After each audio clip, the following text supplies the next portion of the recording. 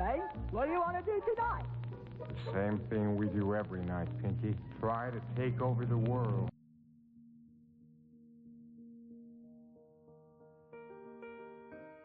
Action and reaction. There is something that casts back at us every thought that we think. Vengeance is mine, I will repay, saith the Lord, is a statement of eternal truth and correspondences against which nothing can stand. And whatever man sets in motion in mind will be returned to him, even as he has conceived within himself and brought forth into manifestation. If we wish to transcend old thoughts, we must rise above them and think higher things. We are dealing with the law of cause and effect, and it is absolute. It receives the slightest as well as the greatest thought, and at once begins to act upon it.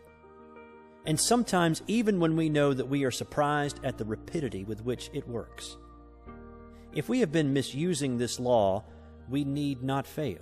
All that we have to do is to turn from the old way and begin in the new. We will soon work up out of the old law into the new, which is being established for us. When we desire only the good, the evil slips from us and returns no more. Outer suggestions. Nearly all people are controlled by outer suggestions and not by inner realizations. Ordinarily, man thinks only what he sees others do and hears others say. We must all learn so to control the inner life that outside things do not make an impression upon our mentalities. As we are thinking beings and cannot help thinking, we cannot avoid making things happen to us. And what we need to do is to control our thought processes that our thinking will not depart from the realization of that which is perfect. Man is governed by a mind which casts back to him every thought he thinks. He cannot escape from this and need not try. It would be useless. The laws of mind are simple and easy to understand. The trouble with us has been that we have laid down great obstructions and then have tried to overcome them. Stop trying. Stop struggling. Begin to be calm, to trust in the higher laws of life. Even though you do not see them, they are still there. Did you ever see the law that causes a plant to grow? Of course you didn't. And yet you believe in this hidden law of growth. Why do you believe? Simply because every year out of the seed time comes a harvest. Shall we not have as great faith in the higher laws of being? To those souls who have dared to believe has come as definite an answer as came to those who believed in receiving a harvest from the planted seed. This law is, and if we would see results, we must use it. That is, we must provide the mental receptivity that will prepare us to accept the gift when the Spirit makes it. This receiving is a mental process, a process in which we lose all sense of limitation. If you wish to demonstrate prosperity, begin to think and talk about it, and to see it everywhere.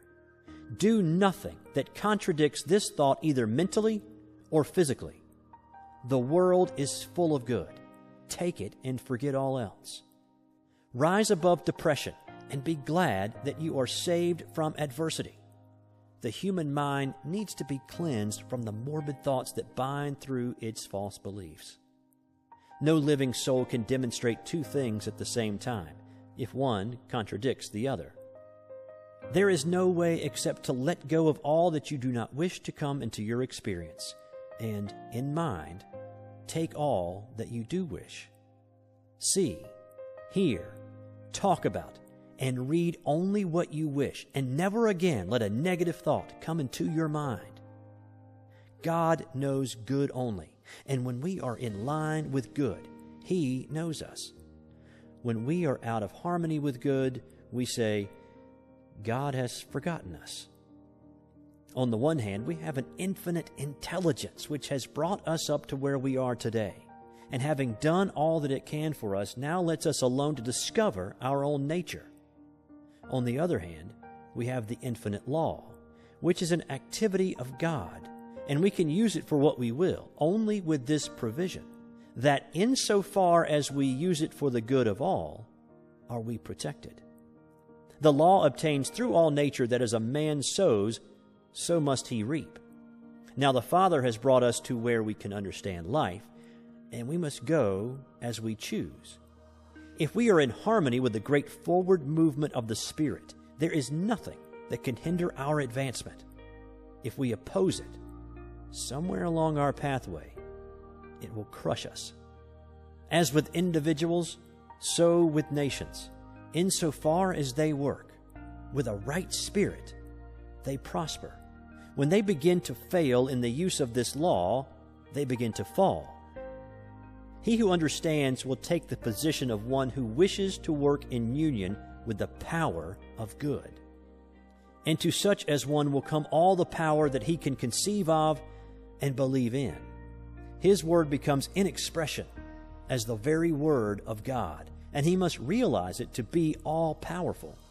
So the one who is truly united with good will wish to express only the truth for all, and in doing so he is working along the lines of the unfoldment of the Spirit, and though he may seem to fail from the ordinary standpoint, yet his success is assured, for he is at one with the only ultimate power before which, in time, all else must fall. The use of the greater consciousness. In practice, the emancipated soul must always realize that he is in union with the Father. What the Father does, he can do in his own life. What God is, he can become. His word must be spoken with absolute authority. He must know. There should be no uncertainty. The word is the only power. Everything must come from it, and nothing can stand against it. It is the great weapon which he is to use against all evil and for all good. It is his shield against all adversity and his sure defense against all seeming limitation. The secret place of the Most High is in his own soul, where God dwells in eternal peace and infinite calm. Here he walks the waters of life undisturbed by the waves and the storm. Divine companionship is his for all eternity. Peace, which transcends all human confusion, comes, and he realizes that indeed he is honored of the Father. His word is flung out and will work, and none can hinder it. The sense of sureness is complete. Heaven and earth may pass away, but the word goes on, accomplishing that thing for which it was sent. And all power is given to it on earth and in heaven. If he speaks to the sick and they receive, it will heal them. If he says the word of prosperity, it will manifest, and nothing can hinder it. The world will abound with good, and his cup run over with life. What more can we ask? What greater realization of life than to know that God is with us? From this great realization comes peace, a peace which the world little understands, and a calm which is as deep as the infinite sea of love in which he realizes himself to be immersed. Peace brings poise, and the union of these two gives birth to power. No person can hope to arrive while he believes in two powers. Only as we rise to the realization of the one, in and through all, can we attain. When we speak the word, there must be no confusion, but only that calm reliance which knows that beside me there is none other. Realize that spirit is all causation, and that all things are made out of it, by the operation of the word through it, and that you can speak the word that is one with the Spirit, and there will be no more confusion. As the Father has inherent life in himself, so has he given to the Son to have inherent life within himself. Speak the word only, and it shall be done.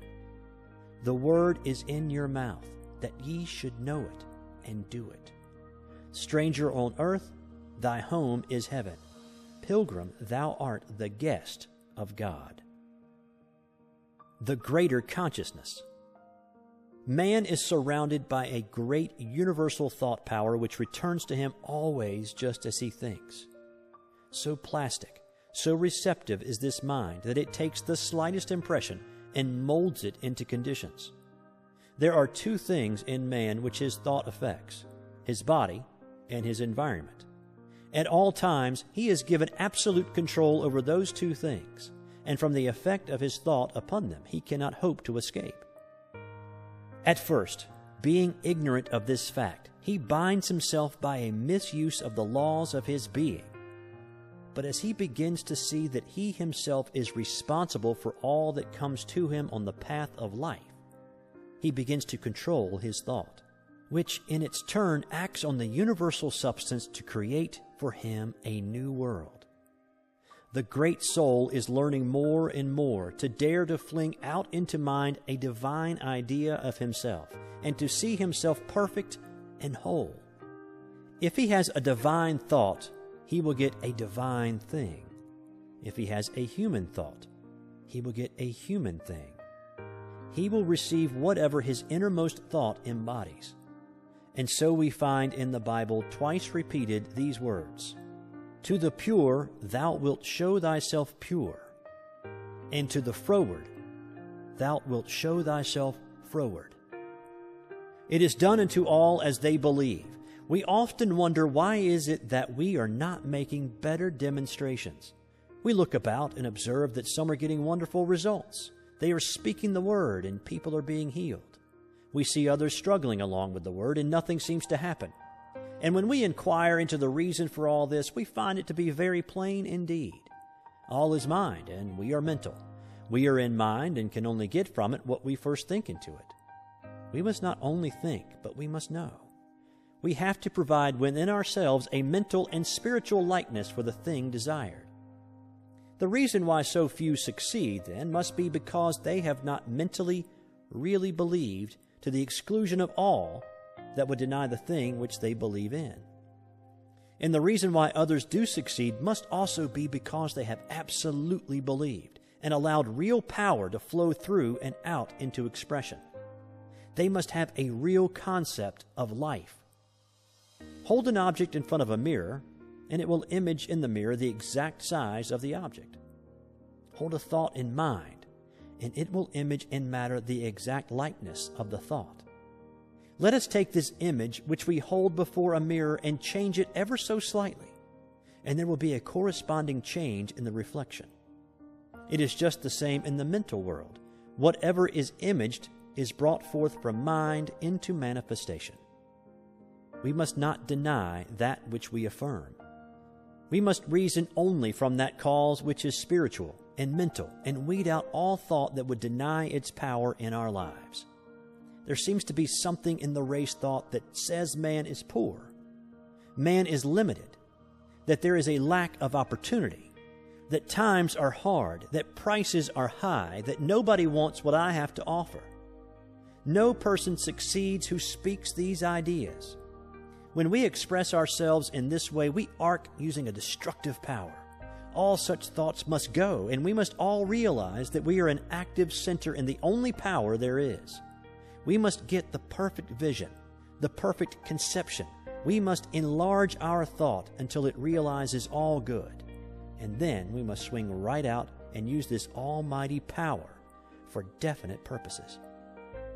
We should daily feel a deeper union with life, a greater sense of that indwelling God, the God of the everywhere within us. When we speak into this mind, we have sown the seed of thought in the absolute and may rest in peace. We do not have to make haste, because it is done unto all as they believe.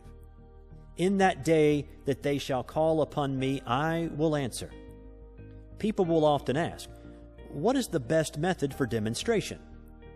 There is but one answer to that question.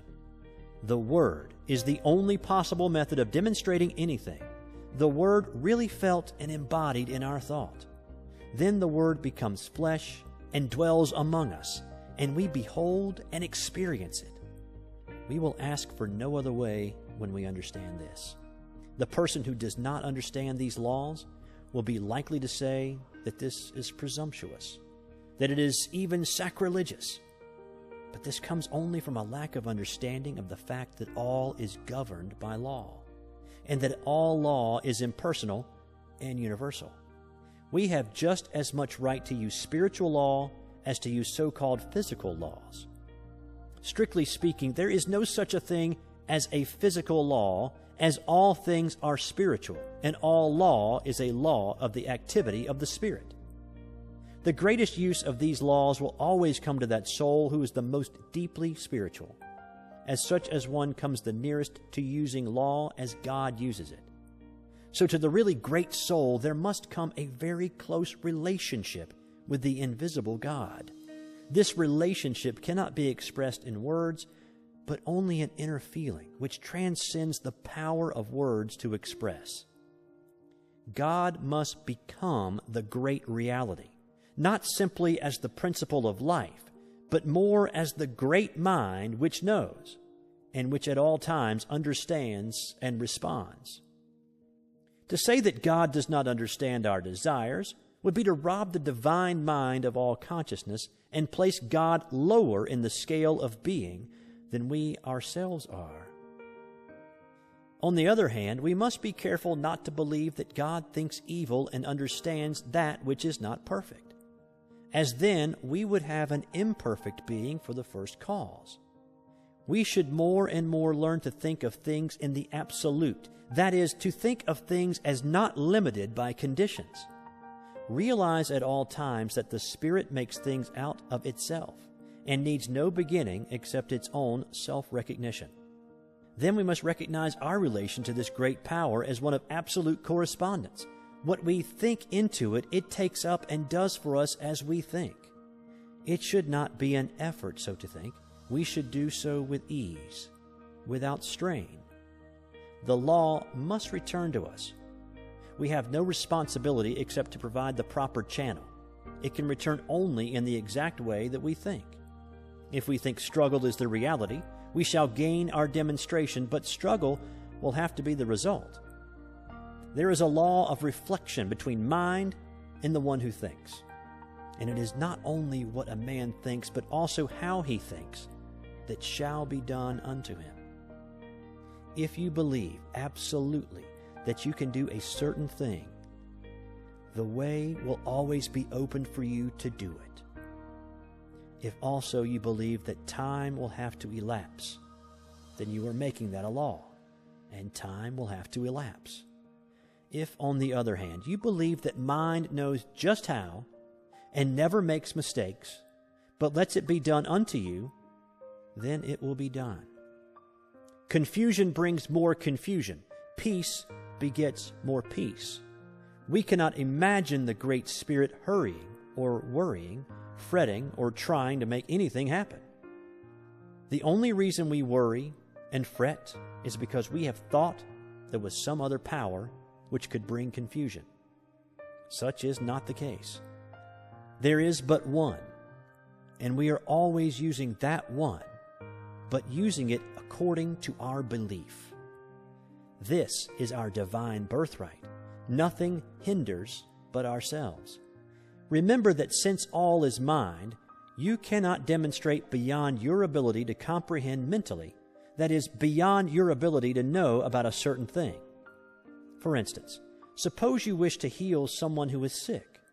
Your ability to do this will depend entirely upon your ability to see perfection mentally, coupled also with the realization that your word destroys everything unlike itself. If you try to see perfection for a few moments only, it will never heal. Your thought goes on at all times. And in the moments when you least realize it, conditions are being molded for you. It is not enough to declare consciously for the truth. The truth must be lived, or no good results will be forthcoming. The perfect universe. The one who desires to heal must stop seeing, reading about, discussing, or listening to conversation about sickness. There is no other way under the sun except as we let go of that which we do not desire and take that which we wish to have. There is too much of this deceiving ourselves into thinking that we can do two ways at once. We may deceive ourselves and possibly other people, but the law remains the same, a law of mental correspondences and nothing else. We cannot go beyond our ability to realize the truth. Water rises only to its own level. In our patience as well as in ourselves and our environment, we will reflect what we are, not at our best in the few moments of silence, but in the long run of ordinary life and thought. To acquire the larger consciousness is no easy task. All that we have believed in, which contradicts the perfect whole, must be dropped from our thought, and we must come to realize that we are now living in a perfect universe, peopled with perfect spiritual beings, each of which, coupled with the great divinity, is complete within himself. We must see that we are one in the Great One, and then we will not separate or divide, but unite and add to, until in time we will find that we are living in an entirely different world from that in which we had once thought we were living. Of course, this will meet with much opposition from those unenlightened souls whom we must contact in the world. But what of that? Remember, the great man is the one who can keep in the crowd the calm, even thought, the deep divine reliance on principle. And more, this is the only way to help or to save the world. In time, all people will come to the same understanding. You are lifting up the standard of life, and those who are ready will follow. You have no responsibility to save the world except by exemplifying the truth. The world must save itself. All are alike. There is no difference between one person and another. Come to see all as a divine idea. Stop all negative thought. Think only about what you want and never about what you do not want, as that would cause a false creation. Too much cannot be said about the fact that all are dealing with only one power, making and unmaking for man through the creative power of his own thought. If there is something in your life that you do not want there, stop fighting it. Forget it.